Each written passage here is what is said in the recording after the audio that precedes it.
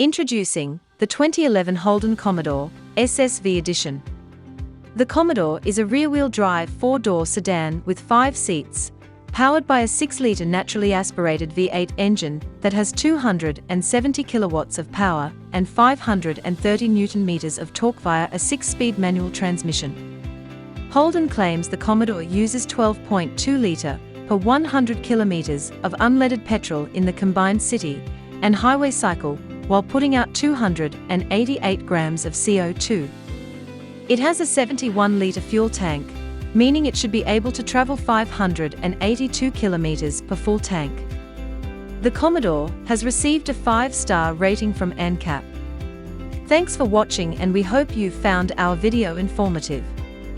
We offer same-day finance approval and extended warranty options. We also offer contactless purchasing. We provide Australia-wide delivery too. If you have any inquiry, please do give us a call, and one of our representatives will be able to answer any of your queries.